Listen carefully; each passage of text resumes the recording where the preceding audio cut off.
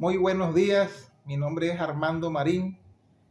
En el día de hoy vengo a hacerle una entrevista a una estudiante de la UNAD, tecnólogo en regencia y estudiante de Administración en Salud, para que nos dé una referencia sobre lo que es la patología. Como sabemos que la patología es una especialidad de la medicina, pero que necesitamos una información más a fondo. Por esa razón vengo a entrevistarla para que nos pueda ilustrar sobre este tema. Muy buenos días, estudiante Sandra Milena. ¿Cómo está en el día de hoy? Buenos días, señor Armando. Gracias por la entrevista. Bien, gracias a Dios. Bien, señora Sandra, para que nos ilustre y nos pueda explicar en sí qué es la patología. Bueno, la patología es una rama de la medicina y de la biología. ¿Qué se encarga? Se encarga del estudio de las enfermedades de forma específica y también sus cambios estructurales, tanto bioquímicos, sus funciones y las células de los tejidos y los órganos. Muy bien. ¿Nos puede explicar qué diferencia hay entre patología y la enfermedad? Suele ser utilizados, son como sinónimos, presentan ciertas diferencias. La patología es la rama de la medicina que estudia las enfermedades, su naturaleza y su característica, mientras que la enfermedad es el estado fisiológico normal del ser humano y puede ser conocido como los síntomas. Muy bien. ¿Me puede explicar cómo está dividida la patología?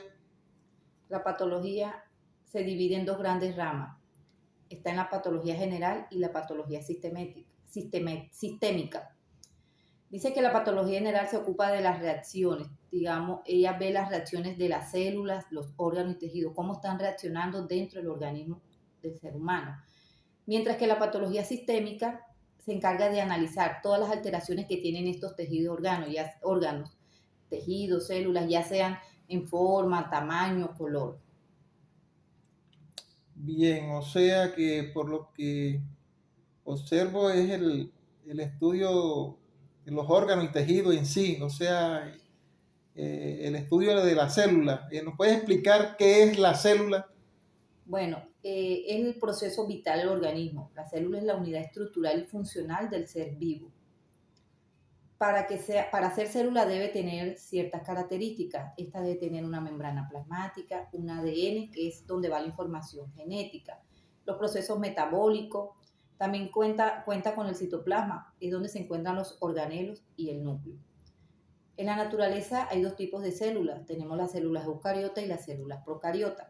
Las células eucariotas se caracterizan por presentar organelos y son las estructuras que están en el interior de la célula y las procariotas carecen de organelos.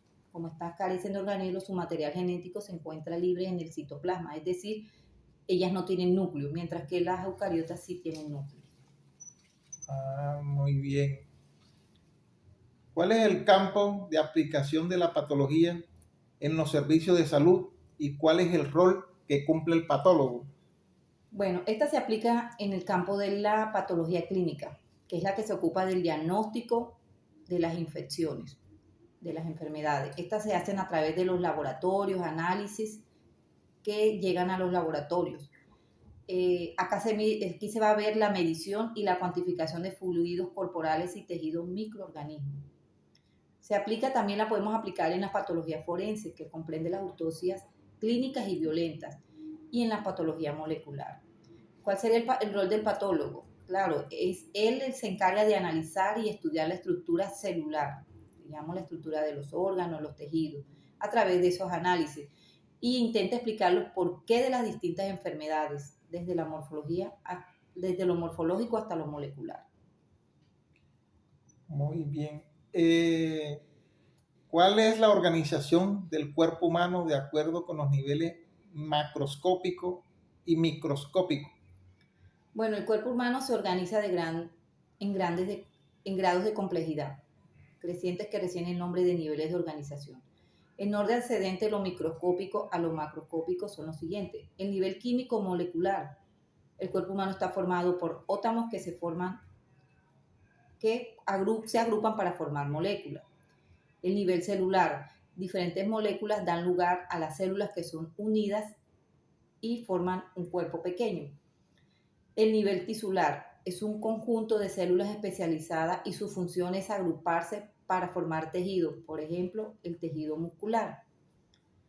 El nivel orgánico, los órganos son estructuras formadas por tejidos que realizan una función determinada, por ejemplo, el corazón. ¿Cuál es la función del corazón? Bombear sangre hacia los diferentes vasos sanguíneos. Ese sería el nivel orgánico.